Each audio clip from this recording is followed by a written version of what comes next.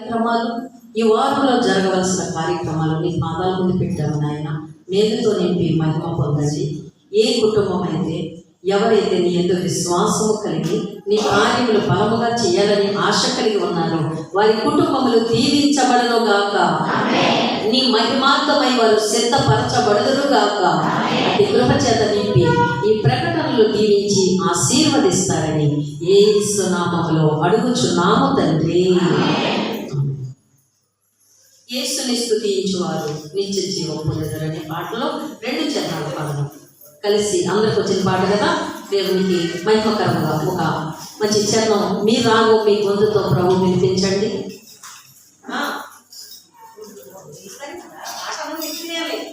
Sharp నా కావాలి.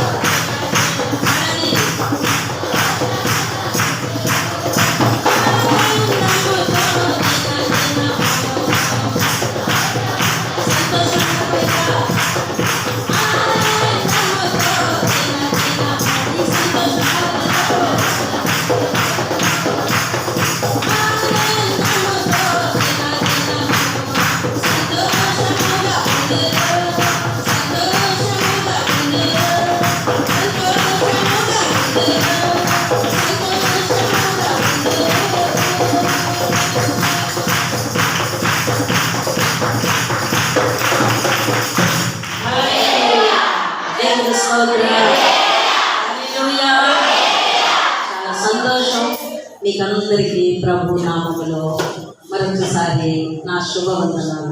Correct లేదని ఇబ్బంది పడుతున్నారా? పనికి వచ్చామనుకోండి, కష్టపడడానికి వెళ్ళామనుకోండి, దేవుని కొరకు ఈ కొంచెం కష్టం పడితే మన మనసుకు దేవుని వాక్యం చేరుతుంది. అప్పుడు మనం బాగుపడతాం, మన కుటుంబాలు ఆశీర్వాదకరంగా ఉంటాయి. ద్వితీయోపదేశకాండం 30 అధ్యాయం.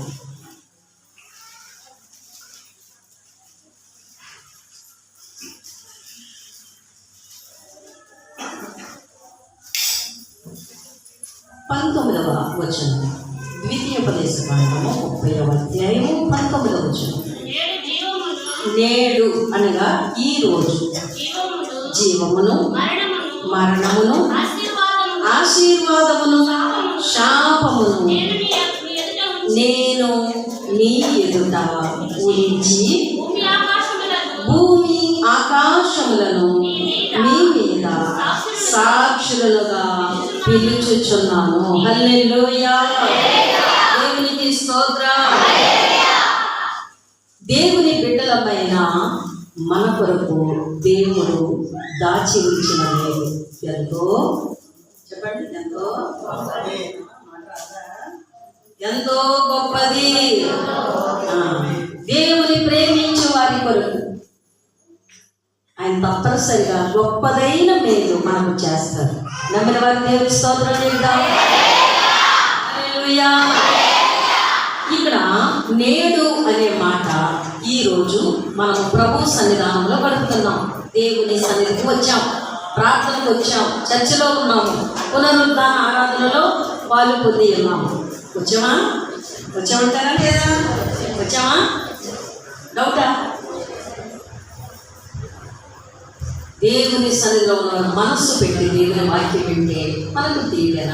చూడండి, ఈరోజు దేవుడు మన ముందు పెట్టిన కొన్ని ప్రత్యేకతలు.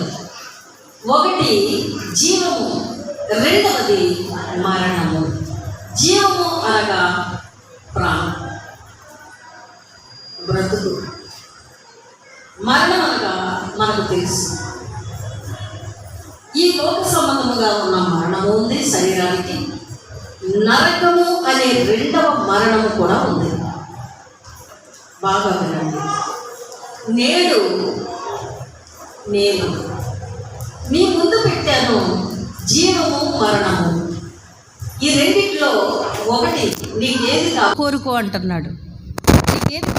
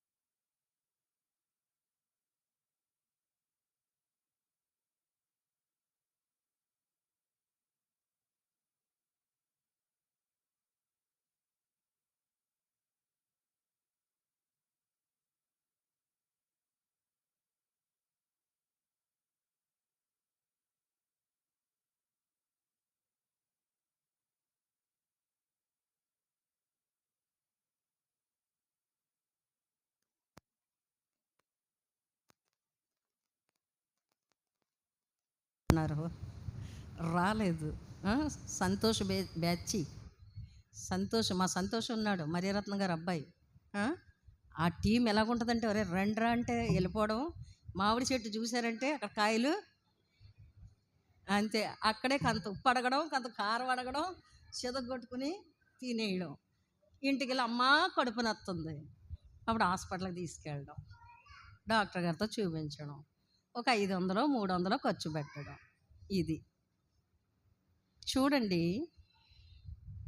ఈ రోజున దేవుడు మన ముందు పెట్టింది జీవము, మరణము. నీవు బ్రతకాలని కోరుకుంటున్నావా? ప్రభు కొరకు జీవించాలని ఆశగా ఉందా? ఉంటే తప్పనిసరిగా నీకు మేలు చేస్తాడు. మేలు పొందే విధానము దేవుడు మనకు నేర్పిస్తున్నప్పుడు మనం నేర్చుకోవాలండి, మనం నేర్చుకోవాలి. రెండవ మాట చూస్తే ఆశీర్వాదము, శాపము. ఏం చెప్పండి? మీ నోటితో చెప్పడం వల్ల మీకు దీవెన. మళ్ళీ చెప్పండి. ఈ రెండిట్లో ఒకటే కోరుకోవాలి, రెండు కాదు. చెప్పండి, ఏది కావాలి మీకు? ఏం కావాలండి? ఆశీర్వాదము కావాలంటే ఆయన చెప్పినట్టు చేయాలి. అప్పుడే నీకు ఆశీర్వాదాలు దొరుకుతాయి. బ్రతకాలని అనుకుంటే ఆయన చెప్పినట్టు చేయాలి. ఆశీర్వాదము కావాలనుకుంటే ఆయన చెప్పినట్లు చేయాలి. లేదండి, నేను చేసినట్టే చేసుకుంటాను, నీకు ఇందులో ఏమీ కుదరదు అని నువ్వు కానీ అంటే ఈ ఆశీర్వాదములు నీకు దొరకవు. ఆశీర్వాదములు నీవు పొందలేవు. నేడు ఇవి రెండు కూడా మన ఎదుట ఉంచి ఉన్నాడు ఆయన. కోరుకో, స్వేచ్ఛగా కోరుకో. నీకు ఏది కావాలని ఆశ కలిగి ఉన్నావో నీ ఇష్టం. కానీ ఒకటి, నిన్ను నష్టాల్లో ముంచేది, కష్టాల్లో ముంచేది, దుఃఖంలో పెట్టేది, శ్రమలో పెట్టేది మాత్రం నీవు కోరుకోకు. కోరుకుంటే అది నాకు కాదు, నష్టం నీకు అని చెప్తున్నాడు దేవుడు. ఏమందాం? ఏమందాం చెప్పండి? నష్టం వస్తే రానియండి, ఆ గంటో, ఆ 10 రోజులో, ఆ నెలలో ఏడుస్తాం అంటారా? లేకపోతే నష్టాల బారిన నేను పడకూడదు, నీ మాటే వింటాను, నీ చిత్త ప్రకారంగా చేస్తాను, నేను దీవించబడతాను అంటావా? ఏమనాలని నీ మనస్సులో తలంపు కలిగి ఉన్నావు? దేవుడు నీ ఉద్దేశములను, నీ ఆలోచనలను ఎరిగి ఉన్న దేవుడు. హల్లెలూయా. అయితే నేను నీ ఎదుటను ఉంచి వీటిని, భూమి ఆకాశములను నీ మీద సాక్షులుగా పిలుస్తున్నాను. ఆ ఇంటి ప్రక్కనోళ్ళనో, ఆ ఇంట్లో పెద్దలనో, ఈ ఇంటి పెద్దలనో కాదు సాక్షులుగా పిలిచేది. ఎవరినట చెప్పండి? భూమి ఆకాశములను ఆయన సాక్షులుగా పెడుతున్నాడు. ఆ రోజున నేను అడిగినప్పుడు జీవము కాదు మరణమే అన్నావు, ఆశీర్వాదము కాదు శాపమే అన్నావు గనుక ఆ రోజు నీవు ఏది కోరుకున్నావో ఇదిగో వీరు అనగా ఈ భూమి, ఈ ఆకాశము నీ మీద సాక్ష్యము పలుకుతున్నారు. ఇప్పుడు ఏమంటావు అంటాడు దేవుడు.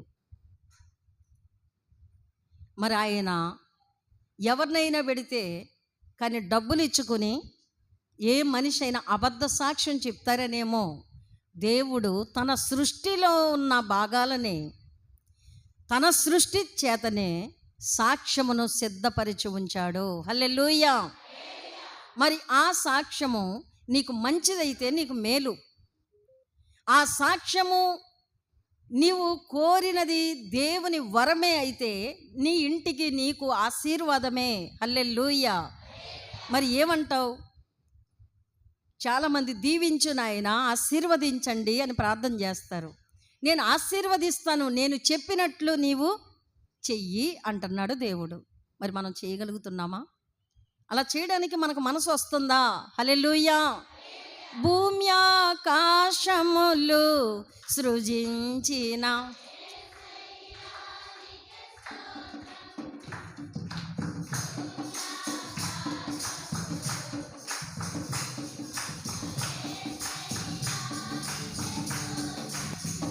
నీ ఆశ్చర్యమైన క్రియలు నేనెలా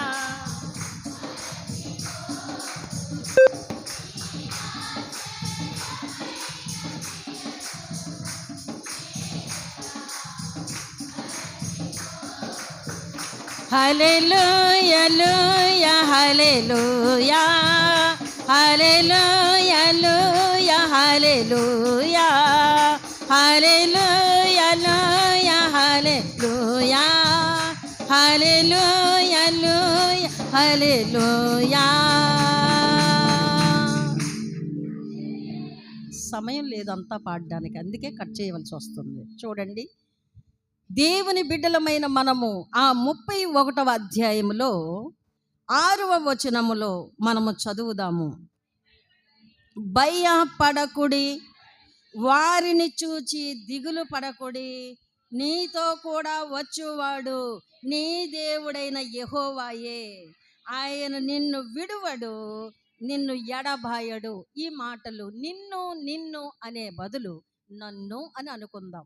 బైబిల్ చదవగలిగిన వారందరూ కూడా ఆ వాక్యం నన్ను అని చెప్పి చదువుకోండి. నేను చెప్తున్నాను, ఒకసారి వినండి. నిబ్బరము కలిగి ధైర్యముగా ఉండుడి, భయపడకుడి, వారిని చూచి దిగులు పడకుడి, నాతో కూడా వచ్చువాడు నా దేవుడైన యెహోవాయే, ఆయన నన్ను విడువడు, నన్ను ఎడబాయడు. చప్పట్లు కూడా దేవుని మహిమపరచుదాం. హల్లెలూయా.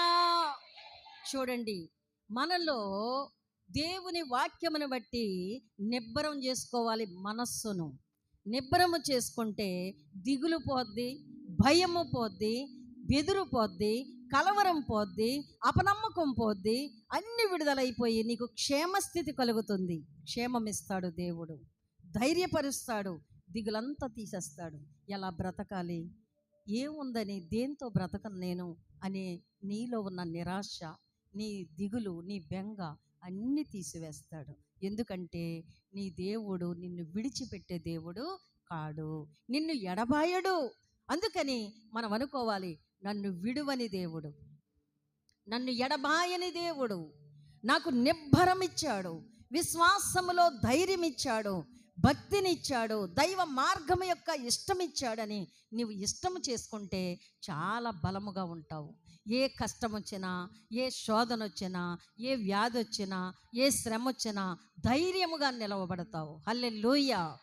దేవుడు నిన్ను బలముగా వాడుకోవాలనుకుంటున్నాడు. దేవుడు నిన్ను బలపరిచి ఆయన పాత్రగా నిలవబెట్టుకోవాలనుకుంటున్నాడు. మరి నువ్వెందుకు ఇష్టపడలేకపోతున్నావు? దేవుడు నీకు ఇచ్చిన వరములను కప్పిపుచ్చడానికి కాదు, దాటిపోవడానికి కాదు. నీకు స్వరం ఇచ్చాడా, పాట పాడు. బలం ఇచ్చాడా, దేవుని ఘనపరచు. నీకు జ్ఞానం ఇచ్చాడా, ఆయన వాక్యాన్ని అర్థం చేసుకుని జీవితాన్ని మార్చేసుకో. ఇది మనకు కావాల్సింది. అంతేగాని ఇష్టానుసారంగా ఉండి మనకు నచ్చినట్టు జీవించి చివరికి ప్రభువా నేను ఈ శ్రమల్లో ఉన్నాను, కష్టాల్లో ఉన్నాను, నీకు జాలి లేదా, దయ లేదా అని అడగడం మంచిది ఏనా? చెప్పండి, అది మంచిదా? కాదు కదా. అందుకని మనం ఏం చేయాలంటే దేవుని వాక్యమును బట్టి మన ఆలోచనలను, మన మార్గములను మార్చేసుకోవాలి. దయ్యమని చెప్పిన సాక్ష్యం నాకు చాలా ఇష్టమైంది. ఏంటంటే, చేయగలిగినవన్నీ చేసేసాం, చివరికి పోగులు అని చెప్పారు. చాలామంది చెప్పరు. ఎందుకంటే సేవకులు ప్రార్థన చేయడానికి ఏ బలహీన స్థితిలో ఉన్న వారి దగ్గరికి వెళ్ళినప్పుడు దేవుని శక్తి చేత చూసేటప్పటికి అవి కళ్ళకు అద్దినట్టు ఎదురుగుండా కనబడిపోతాయి. అవి మీరు ఎంత దాయాలనుకున్నా దాగవు. బాగా వినండి, దాచబడవు. వాక్యం కూడా ఉంది, ఏమని? మరిగయున్నదేదియు బయలు పరచబడకపోదు. అది ఎప్పటికైనా బయటకు వచ్చేస్తుంది. నువ్వెన్ని కాదని అవునని బొంకినా బయటకు వచ్చేస్తుంది. అబద్ధాలు ఆడినా దేవుడు ఒప్పుకోడు. ఎందుకంటే మన అతిక్రమములను ఒప్పుకోవాలి, విడిచిపెట్టాలి. అప్పుడే మనము దేవుని కనికరము పొందుకుంటాం. చప్పట్లు కూడా దేవుని మహింపరచుదాం. హల్లెలూయా. మంచి ఆలోచనలు చేయాలి. మత్తయి సువార్త 15వ అధ్యాయము 9వ వచనం చదువుదాం. స్పీడ్గా చదవాలి. ఈ ప్రజలు అనగా నా ప్రజలు, నా పిల్లలు, నా భక్తులైన వారు మీరే.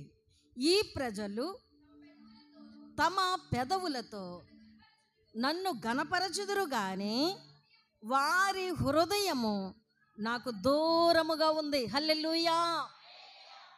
స్తోత్రం హల్లెలూయా అని పాడేస్తాం.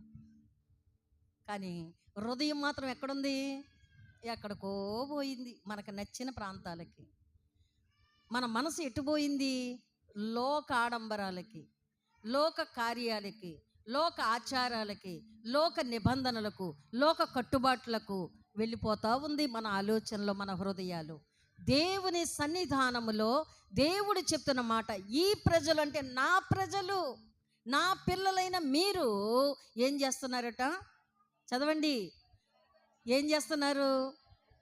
నన్ను చక్కగా పాటలు పాడుతున్నారు, స్తుతి చెల్లిస్తున్నారు. కానీ వారి హృదయం ఎలా ఉంది? నాకు దూరముగా ఉంది. హల్లెలూయా. ఎందుకు దూరముగా ఉంది? ఎందుకుందండి దూరంగా? దేవుడు దూరముగా ఉండే దేవుడా? మనము దూరముగా ఉంటున్నామా? దేవునికి మనము దూరం అవుతున్నామా? మన హృదయాన్ని దూరం చేస్తున్నామా? లేక దేవుడు మనకు దూరం అవుతున్నాడా? చెప్పండి. దేవుడు మన ప్రార్థనలను ఆయన ఏం చేస్తున్నాడు? సమీపముగా ఉండి తనకు మొర్ర పెట్టు వారికి, తనకు నిజముగా ప్రార్థన చేసేవారికి ఆయన సమీపముగా ఉండి మన ప్రార్థనలను ఆలకిస్తున్నాడు. హల్లెలూయా. నువ్వు నిజంగా ప్రార్థన చేసినప్పుడు నీ హృదయంలో ఎలాంటి అవివేకం ఉందో, అవిధేయత ఉందో, వ్యర్థమైన ఆలోచనలు ఉన్నాయో, వ్యర్థమైన ఆచారాలు ఉన్నాయో, వేటిని నువ్వు పాటిస్తున్నావో, వేటిని నువ్వు అవలంబిస్తున్నావో, వేటిని నువ్వు ఆచరిస్తున్నావో వాటిని విడిచిపెట్టు, వాటిని త్యజించు, వాటిని త్రుంచివేయి, వాటిని నీలో పెరగనివ్వకు. కొంతమంది చూడండి, ప్రభు బల్లకు రారు, ప్రభు బలలో ప్రవేశించరు, ఒక ఉపవాస కూటం ఉండదు, ఒక దైవ సన్నిధానంలో సమర్పణ జీవితం ఉండదు, దైవ భక్తి విలువలు తెలియవు. ఇలాంటి వారికి వారి హృదయము ఎలా ఉంది, వారి మనస్సు ఎలా ఉంది, ఎందుకు వారు పొందిన రక్షణ, వారు వేసుకున్న ముద్ర దేనికి, అసలు రక్షణ అంటే ఏంటి, దేవుని సహవాసములో పెరగడానికి, పెంచబడ్డానికి. అలాంటప్పుడు నీకు నచ్చినట్టు నువ్వు ఉంటే నీ హృదయం ఎక్కడుంది? దేవునికి దూరముగా ఉంది. ఎక్కడుంది చెప్పండి? చెప్పాలి, మాట్లాడాలి. దేవునికి దూరముగా ఉంది, దేవునికి దగ్గరగా లేదు. కష్టం వచ్చినప్పుడు మాత్రం ఏమంటాం? నాకు సహాయం చేయనాయనా, నాకు మేలు చేయనాయనా, నాకు మేలు చేయనాయన. మొన్న ఎవరో అంటున్నారు, పశువు గేదట ఫలింపు వచ్చిందంట, మంచి పెయ్యి దూడ పెట్టిందంట. పెయ్యి దూడ అంటే ఆడదోడేనా? అంతేనా? పెట్టిందంట. అది ఇంకా 3 నెలలు పాలు ఇస్తానే ఉండగాను, నాయన మళ్ళీ కలిగించిన ఆయన, మళ్ళీ కలిగించిన ఆయన. అప్పుడు అన్నాడంట దేవుడు, అన్నాడంట, ఎర్రి బిడ్డ పాలు తాగవా? ఎంత అమాయకురాలు వేటమ్మా నువ్వు, 1 సంవత్సరం పాటు పాలు తాగు అని పాలు బాగా తీసి మీ బిడ్డలకి నీకు బలముగా పనిచేస్తాయి ఆ పాలు. ఏ మందులకి వెళ్ళవలసిన పని ఉండదు, ఏ హాస్పిటల్కి వెళ్ళవలసిన పని ఉండదు, ఏ అనారోగ్యం రాదు. కనుక ఆ పాలు 1 సంవత్సరం పాటు తాగు, ఆ తర్వాత నేను మళ్ళీ ఇస్తాను అని. కుదరదు నాయన, నాకు ఇప్పుడే కావాలి, దూడ మీద దూడ, దూడ మీద దూడ, పెద్ద మంద కావాలి మా దొడ్లో అన్నదట. ఈమెకి దూడలే కావాలి కానీ పాలొద్దు. ఏం కావాలి? దూడలే కావాలి, పాలొద్దు. కొంతమంది అధిక తెలివితో ఏదో సాధించాలనుకుంటారు. మన తెలివంతా శూన్యం అండి, మన జ్ఞానమంతా శూన్యం. దేవుని వాక్యం ఉంది, మన నీతి క్రియలన్నీ దేవుని దృష్టిలో మురికి గుడ్డలు అంటాడు. ఎందుకు ఆ మాట చెప్పాడంటే, నీ మట్టుకు నువ్వేదో అనుకుంటున్నావు, సాధించానని, ఏదో చక్కబెట్టేశానని, నేను కాబట్టి జయించేశానని అనుకుంటున్నావు. కానీ దేవుడు అంటున్నాడు, నువ్వు చేయవలసిన కార్యములు ఉన్నాయి, అవి నీ కొరకు దేవుడు దాచిపెట్టి ఉంచాడు, నీకు మేలుకరముగా మార్చాడు, నీకు ఆశీర్వాదకరముగా మార్చాడు, నీకు జీవమును ప్రసాదించడానికి ఆయన సిద్ధపరిస్తే నువ్వేం చేస్తున్నావంటే నీ సొంత ఉద్దేశాలు, నీ సొంత జ్ఞానమును వాడుతూ ఉన్నావు. హల్లెలూయా.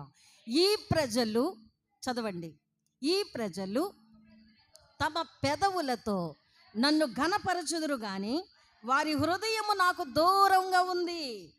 మనుషులు కల్పించిన పద్ధతులు, దైవోపదేశములు అనియు బోధిస్తున్న సేవకులు ఉన్నారు. దేవుని ఏం చేస్తున్నారు? వారు నన్ను, దేవుణ్ణి వ్యర్థముగా ఆరాధన చేస్తున్నారు. మనుషులు కల్పించారు పద్ధతులు, ఏవో పద్ధతులు. ఒక రోజునట ఇలా చూడండి, రైల్వే స్టేషన్కి వెళ్ళాడట ప్రయాణం కొరకు ఒక ఆయన, పెద్ద మనిషి. అక్కడ చూసాడట, ఆ డబ్బా ఉందట, ఆ డబ్బాకి బోర్డు ఉందట, దాని మీద ఒక రాసిన రాత ఉందట, ఇక్కడ ఉమ్మి వేయవలెను అని. ఏమనుంది? ఎక్కడ పోయిరా చూడాలి. ఏం వేయాలి? ఉమ్ము వచ్చిన వాళ్ళ రానోళ్ళ? ఉమ్ము ఎవరికి వస్తుంది? అది చుట్టలు కాల్చే వాళ్ళకి, తాగే వాళ్ళకి, వాళ్ళకే వస్తుంది. పైచ్యం ఎక్కువైపోయిన వాళ్ళకి కూడా వస్తుంది. కపం పెరిగిపోయిన వాళ్ళకి కూడా ఉమ్మి వస్తుంది. అయితే ఈ మాట చదివిన ఈ చదవరి ట్రైన్ వస్తున్నా కానీ ఉమ్ము రాకపోతే ఉమ్ము లాక్కుంటున్నాడంట. ఈలోగా ట్రైన్ వెళ్ళిపోయిందట. అదేంటి మీరు అడిగారు కదా ఈ ట్రైనే మీదంటే, ఉమ్మేయాలని ఉంది కదా, ఉమ్మేయడానికి ఉండిపోయాను అన్నాడట. ఉమ్మి వేయడానికి ఆ డబ్బాలో ఆగిపోయాడట. మరి వెళ్ళవలసిన ప్రయాణం వెళ్ళాడా, చేరాడా? లేదు, సమయం పట్టింది. కొంతమంది అవివేకంగా ఆలోచన చేస్తారు, అజ్ఞానంగా ఆలోచన చేస్తారు. సమయోచితమైన సహాయం కొరకు దేవుని పాద సన్నిధానములో ఎదురు చూపు ఉండదు, దైవ భయం ఉండదు. వారికి నచ్చినట్టు, వారికి ఇష్టమైనట్టు బ్రతికేస్తూ ఉంటారు. హల్లెలూయా, దేవునికి స్తోత్రం. చూడండి ఏమనుందంటే, మనుషులు కల్పించిన పద్ధతులు. మీరు బాగా వినండి. అక్కడ ఉన్నాడు దేవుడు, ఇక్కడ ఉన్నాడు. ఆదివారం నాడు ఏ గుళ్ళోకి వెళ్తేనే అంటారు చాలామంది, నిన్ను కన్న తండ్రి, నిన్ను పెంచిన తండ్రి, నిన్ను నడిపించిన తండ్రి పరిశుద్ధాత్ముడు నిన్ను చూడట్లేదా? నువ్వెక్కడుండాలి? నువ్వు ఏం చేయాలి? ఎలా నడవాలి? నీ మార్గం ఎటు?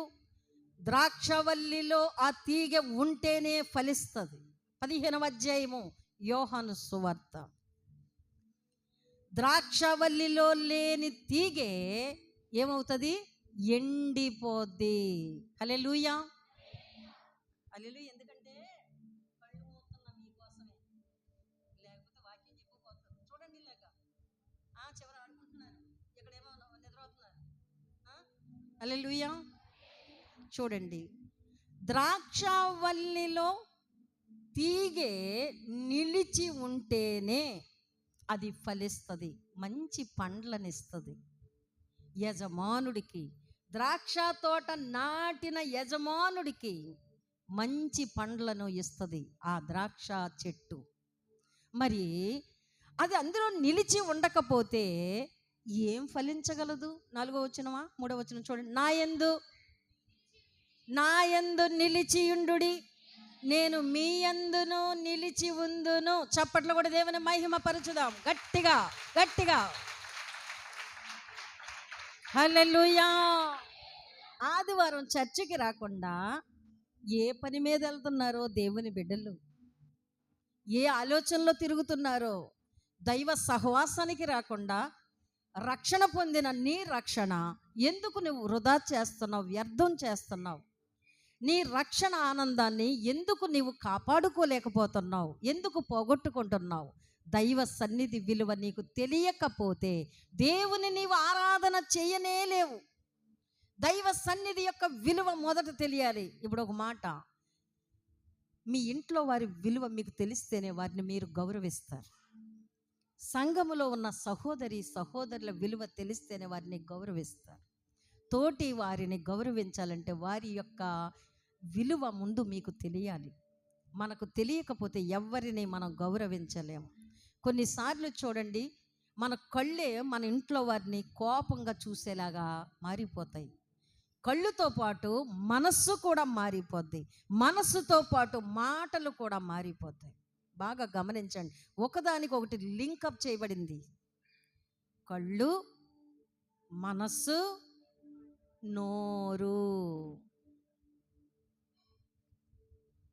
ఈ మూడిటిని విశ్వాస జీవితంలో కంట్రోల్లో ఎవరైతే పెట్టగలరో వారు ప్రభువులో నిబ్బరముగా ఉంటారండి. అప్పుడు దేవుడు వారిని విడిచిపెట్టడు, ఎడబాయడు. హల్లెలూయా. నీవు పెదవులతో గనపరుస్తున్నావా? మోమాటంగా వస్తున్నావా? అడుగుతారేమో సేవకులను వస్తున్నావా? ఏ ఉద్దేశంతో దేవుని ఆరాధన చేయడానికి వస్తున్నావు? నీ మనసు ఏంటి? నీ విశ్వాస జీవితం ఏంటి? నీ ఆలోచనలు ఎలా ఉన్నాయి? దేవునికి లెక్క చెప్పాలి. ఒక పాట ఉంది, మనలోని ప్రతివాడు తన గురించి తానే దేవునికి లెక్క ఒప్పగించవలెను, ఘనదేవునికి లెక్క ఒప్పగించవలెను. మనలోని ప్రతివాడు తన గురించి తానే దేవునికి లెక్క అప్పగించవలెను, ఘనదేవునికి లెక్క అప్పగించవలెను. మనుష్యులు చేసిన వ్యర్థమైన ప్రతి మాటను విమర్శాదినమందు లెక్క చెప్పవలయును. ఈనాటి నుండి నీ నోటి మాటను సరిచేసుకొని సిద్ధపడు సోదరా, సిద్ధపడు సోదరి. జాగ్రత్తగా గమనించాలి. మన ఇష్టానుసారంగా నవ్వులాటగానో హెచ్చరికగానో రెచ్చిపోయో ఇష్టానుసారంగా మాట్లాడకూడదు. మోసపోవద్దు అంటున్నాడు దేవుడు. దేవుడు వెక్కిరింపబడడు. మనుష్యుడు ఏమి విత్తునో ఆ పంటనే కోయును. జాగ్రత్తగా ఆలోచన చేసుకుందాం. దేవుడు మనలను కోరుకుంటున్నాడు. నీ ఉద్దేశములను ఎలా ఆయన వైపు మళ్ళించుకోవాలో మార్చుకోవాలో సిద్ధపాటు చేసుకో. ఎలా మార్చుకోవాలి దేవుని అడుగు, దేవుడు నీకు నేర్పిస్తాడు. ఆయన నేర్పించే దేవుడు. ఉత్తమమైన వాటిని ఆనాడు మరియ నేర్చుకుంది. అందుకే ప్రభు చెప్పాడు, మార్తా నీవు విస్తారమైన పనులు పెట్టుకుని యాతన పడుచున్నావు. ఇదే పని ఉంది మనకి కూడా. ఏం పనులు? విస్తారం అంటే ఏంటి? ఎక్కువ పనులు ఎక్కువ పెట్టేసుకుంటాం. సాయంకాలానికి కలిసిపోతాం, తినము, ప్రార్థన చెయ్యం, అలా పడిపోతాం. ఆలోచనలు కూడా అంతే, ఎక్కువ ఆలోచనలు చేసేస్తాం. మెదడుకి నెమ్మది లేకుండా టెన్షన్ తెచ్చేస్తాం. బ్లడ్ ప్రెషర్ పెరిగిపోద్ది. అప్పుడు ఇక మనకు తెలియకుండానే బీపీ చెక్ చేయించుకోవాల్సి వస్తుంది. దానికి గల కారణం నీ అధికమైన ఆలోచనలు, విస్తారమైన ఆలోచనలు, విస్తారమైన పనులు. దేవుని బోధలో కూడా అక్కడ వాక్యం ఏముందంటే, మనుష్యులు కల్పించిన పద్ధతులు దైవోపదేశములని బోధించుచు. జాగ్రత్తగా వినండి.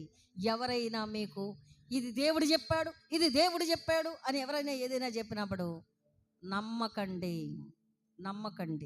ఎందుకంటే వాక్యమునే మనం ఆధారం చేసుకోవాలి. వాక్య ప్రకారముగానే మన బ్రతుకులను, మన జీవితాలను, మన కుటుంబాలను నడిపించుకోవాలి. కానీ ఇష్టానుసారంగా మాట్లాడకూడదు. చూడండి, దైవోపదేశములని బోధించుచు వారు నన్ను వ్యర్థముగా ఆరాధించుచున్నారు అని యెషయా మిమ్మును గూర్చి ప్రవచించిన మాట సరి అయినది అని చెప్తున్నాడు. హల్లెలూయా.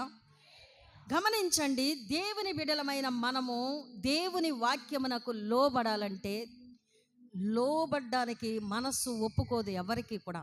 ఎందుకంటే ఆయన చెప్పినట్టు అన్నీ ఎక్కడ చేయగలను నేను అని మనకంటూ ఒక ఇష్టం చూస్తాం. అందులో మనకు ఉపయోగం ఉండదు, అందులో మనకు ఆశీర్వాదము కూడా ఉండదు. దేవుని చిత్తము జరిగించాలి. శుక్రవారం నేర్చుకున్నాం, ప్రభువా అని నన్ను పిలుచు ప్రతివాడు పరలోక రాజ్యములో ప్రవేశింపడు గాని నా తండ్రి చిత్త ప్రకారము చేయువాడే పరలోక రాజ్యములో ప్రవేశిస్తాడు. చప్పట్లు కూడా దేవుని మహింపరచుదాం. హల్లెలూయా. కనుక మనకు మంచి ఆలోచనలు ఉండాలి. తరువాత 15వ అధ్యాయములోనే 18వ వచనము నుండి చదువుదాం. నోట నుండి బయటికి వచ్చునవి హృదయములో నుండి వచ్చును, ఇవే మనుష్యుని అపవిత్రపరచునని మీరు గ్రహింపరా? జాగ్రత్తగా వినండి. దేవుని బిడ్డలమైన మనము ప్రార్థనలు చేస్తాం కానీ కోపాలు తగ్గవు. వింటున్నారా? చెడు ఆలోచనలు మారవు. దానికి ఇక్కడ రాశాడు దేవుడు, మన నోట నుండి వచ్చే మాటలు, మన నోట నుండి వచ్చే మాటలు మనలను అపవిత్రం చేస్తున్నాయి, మనలను పరిశుద్ధత నుండి దారి మళ్ళించేస్తున్నాయి. మన మాటలు పరిశుద్ధముగా ఉండాలి. అందుకే వాక్యం ఉంది, కుక్కలకి పెట్టకూడదట, పందుల ముందు ముత్యాలు వేయకూడదంట. ఏంటి కుక్కలకు పెట్టకూడదు? ఏంటట? పిల్లలకు పెట్టే రొట్టె. అంటే ఆ మాట మనం అనుకోవచ్చు, కుక్కలను మరి ఎత్తుకుని చక్కగా పెంచుకుంటారు, మరి కుక్కను కూడా ఒక మనిషిలాగే పనికి వాడుకునే వాళ్ళు ఉన్నారు, కాపలాగా గేట్ దగ్గర పెట్టేవాళ్ళు ఉన్నారు. దానికి మనిషి తినే ఆహారం కంటే దానికి చాలా శ్రేష్టమైన ఆహారం పెడుతూ వాటిని పెంచుతున్నారు. మరి ఏంటంటారు అంటే, మనిషికి ఇవ్వవలసిన మర్యాద, దేవునికి ఇవ్వవలసిన మహిమ మనిషిగా మనమే ఇవ్వాలి. అందులో కుక్కల్ని పందుల్ని చేర్చకూడదు. అది ఈ వాక్యం. చూడండి, ఇక్కడ ఈ మాట మనం చూద్దాం. దురాలోచనలు చదవండి. ప్రతి విశ్వాస జీవితంలో చెడ్డ ఆలోచనలు, నరహత్యలు, వ్యభిచారములు, వేశ్యాగమనములు, దొంగతనములు, అబద్ధ సాక్ష్యములు, దేవదూషణలు హృదయములో నుండియే వచ్చును. ఇవే మనుష్యుని అపవిత్రపరచును. చాలు, ఇవే మనిషి జీవితాన్ని నాశనం చేస్తున్నాయి. విలువ లేకుండా, గౌరవాన్ని లేకుండా, ప్రేమ లేకుండా, కలిసి జీవించవలసిన ఐక్యత, సమాధానమును పోగొట్టుకునేలాగా ఈ దురాలోచనల నుండి ప్రారంభించబడి చివరికి అక్కడ ఎన్నున్నాయి చూడండి. ఎన్నున్నాయి లెక్క పెట్టారా? 1 2 3 4 5 6 7, దేవదూషణ 8. ఇవి మనము మన హృదయములోకి చేర్చుకోకూడదు. వాటిని దూరముగా తరిమివేయాలి. చెడు ఆలోచనలు పెట్టుకోకండి. సాధ్యమైనంత మట్టుకు అందరితో సమాధానముగా ప్రేమించండి, కలిసిమెలిసి ఉండండి. దేవుడు మనలను ప్రేమించువాడు. కొట్టేవారిని ప్రేమించాడు, ఎగతాళి చేసిన వారిని ప్రేమించాడు, సిలువలో హేళన చేసిన వారిని ప్రేమించాడు, ఉమ్ము వేసిన వారికి ప్రేమను అందించాడు, కొరడాలతో కొట్టిన వారి కూడా తండ్రి, చెప్పండి, తండ్రి వీరు ఏమి చేయుచున్నారో వీరు ఎరుగరు గనుక వీరిని క్షమించు. ఎంత మంచి హృదయం అండి, ఎంత మంచి మనసు అండి ఆయనది. మనము ఎలాగ ఉండాలంటే, చిన్నదానికో పెద్దదానికో కయ్యాలు పెట్టుకోకూడదు, గొడవలు పెట్టుకోకూడదు, సమాధానంగా ఉండాలి. ఎవరిని తోలనాడకూడదు, ఎవరిని చెదరగొట్టుకోకూడదు, ఎవరిని కూడా మనము విసుక్కోకూడదు. ప్రేమించాలి, ఆదరించాలి. యేసయ్య ప్రేమ ఎంత గొప్పదో నీవు రుచి చూసావా? అనుభవించావా? ఆయన ప్రేమలో నీవు కలిసి జీవించాలి. ఆయన ప్రేమండి మనలను ఆదరిస్తుంది. హల్లెలూయా. తల్లి వల్లే ప్రేమించును, తండ్రి వల్లే పోషించును, కాపరి వల్లే నడిపించును, వ్యజనేగా స్వస్థపరచును. తండ్రి వల్లే పోషించును, కాపరి వల్లే నడిపించును, వైద్యునిగా పాడాలా? ఏం చేస్తున్నా పక్కన మార్చేద్దాం సీటు. నా దేవుడు ప్రతి అవసరమును తీర్చును మహిమ ఐశ్వర్యములో. నా దేవుడు ప్రతి అవసరమును తీర్చును మహిమ ఐశ్వర్యములో. హల్లెలూయా. నీ దేవుడు నీవు పరిశుద్ధముగా ఉంటే, వ్యర్థముగా ఆరాధించకుండా నీ హృదయము ఆయన వైపు త్రిప్పబడితే, నిబ్బరముగా జీవిస్తే, ఆయన నిన్ను విడువని దేవుడు, ఎడబాయని దేవుడు, నీకు జీవమును ఆశీర్వాదమును సిద్ధపరిచిన దేవుడు చెప్తున్నాడు ఇక్కడ. ఏమని చెప్పండి? ఏమని చెప్తున్నాడు? ఏమని మాట్లాడుతున్నాడు? నీ కొరకు ఆయన మంచి ఈవులు ఇవ్వాలని ఆశపడుతున్నాడు. పోల్చేశాడండి. ఒక తండ్రి తన కుమారుడు రొట్టెని అడిగితే రాయిస్తాడా? రాళ్ళు తెచ్చి తినరా అంటాడా ఏ తండ్రి అయినా? చేపను అడిగితే పామునిస్తాడా? గుడ్డు కోడిగుడ్డు అడిగితే తేలు తెచ్చి తినరా అంటాడా? మరి మీరు అలాగనరు కదా. అలాంటప్పుడు మీ పరలోక తండ్రి అంతకంటే గొప్పవాడు కదా. మీరు ఏది అడిగినా అంతకంటే నిశ్చయముగా మీకు ఎంతో అనుగ్రహించే దేవుడు. చప్పట్లు దేవుని మహిమపరచుదాం. హల్లెలూయా.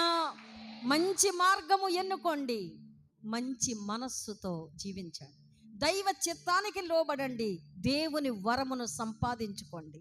దేవుడు నిన్ను కోరుకుంటున్నాడు, నా యందు నీవు నిలిచి ఉండు, నేను నీ యందు నిలిచి ఉంటాను. నీవు నాలో లేకపోతే ఎండిపోతావు. చాలామంది చూడండి, రక్షణ పొందిన వారిని నేను లెక్క పెట్టుకుంటాను ప్రార్థన చేసేటప్పుడు, పిల్లల్ని పెద్దల్ని.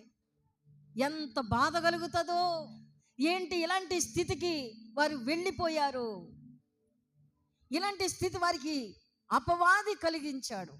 మీలో కూడా కొంతమంది ఒక వారం వస్తే ఒక వారం రారు. వారంలో జరిగే కార్యక్రమాల్లోనే ఒకదానికే సెలెక్ట్ చేసుకుంటారు. మీరు సెలెక్టింగ్ మీకే ఎంచుకుంటారు. నేను అప్పుడు రాను, ఇప్పుడు వస్తాను. ఈరోజు అన్నమని సాక్ష్యం శుక్రవారం చెప్పాలి. ఎందుకంటే కొంతమంది కష్టాల సాక్ష్యాలు కూడా ఆదివారం తెస్తారు. కాదు, శుక్రవారం రావాలి, శుక్రవారం చెప్పాలి. ఎందుకంటే ప్రభు చెప్పాడు, యెరూషలేము కుమార్తెలారా, నా నిమిత్తము మీరు ఏడద్దు. ఎవరి కోసం ఏడాలి? నా కోసం, నా పిల్లల కోసం అనండి. మళ్ళీ అనండి. అది నేర్చుకోండి, ఆ పని చెయ్యండి. దేవుడు అద్భుతం చేస్తాడు నీ లైఫ్లో, నీ కుటుంబంలో. మంచి ఆలోచన చేసుకోండి, మంచి అనుభవంలోకి రండి. నీ ఇష్టం పక్కన పడాయి, మన ఇష్టాలు వద్దు. దేవుని చిత్తమును మనం నెరవేర్చుదాం. కనుక వ్యర్థముగా ఆరాధించేవారుగా కాదు, కానీ హృదయపూర్వకముగా ఆరాధన చేద్దాం. హృదయపూర్వకం అంటే మనస్సులో నుండి రావాలి. దేవునికి ఇంపైన సువాసనగా నీ ఆరాధన. బయట అడుగుతాం కదా, మనం కాదులేండి. అంజులు అంటారు, అగరొత్తులు మంచి సువాసన చేయవండి, మంచి వాసన రావాలండి దేవుడి కాడ వెలిగించుకోవడానికండి. అడుగుతారు కదా, వాళ్ళు అడుగుతారు. మీరు కూడా గతంలో అడిగారు కదా. అయితే దేవుడు అంటున్నాడు, నీ మనస్సే నాకు ఇంపుగా ఉండాలి. మంచి సువాసన, అగరొత్తు కాదు, సెంటు కాదు, అత్తరు కాదు, పన్నీరు కాదు, సుగంధ ద్రవ్యాల్లో లేదమ్మా, నీ మనస్సులో ఉంది. నీ మనసే నాకు ఇష్టమైందిగా విరిగి నలిగిన హృదయము దేవునికి ఇష్టమైన బలులు. అది మనము కలిగి ఉందాం. దేవుని చిత్తానికి లోబడదాం. దేవుడు కోరింది నీకు జీవమా మరణమా, ఆశీర్వాదమా శాపమా. వీటిని దేవుడు మన ఎదుట పెట్టి భూమి ఆకాశములను సాక్షులుగా పెట్టాడు. కనుక జాగ్రత్త. మరి తీర్పు దినమున దాగలేము. ఆయన మన మీద ఏదైతే నిందారోపణ చేస్తాడో, నేరారోపణ చేస్తాడో, దాని నుండి వెనక్కి తీసుకోలేము. దైవ భయము కలిగి దేవుని చిత్తానికి లోబడదాం. దేవుడు ఈ వర్తమానము దీవించునుగాక. ఆమేన్. ప్రార్థన చేద్దాం. లేచి నిలవబడదాము. లేచి నిలవబడదాము.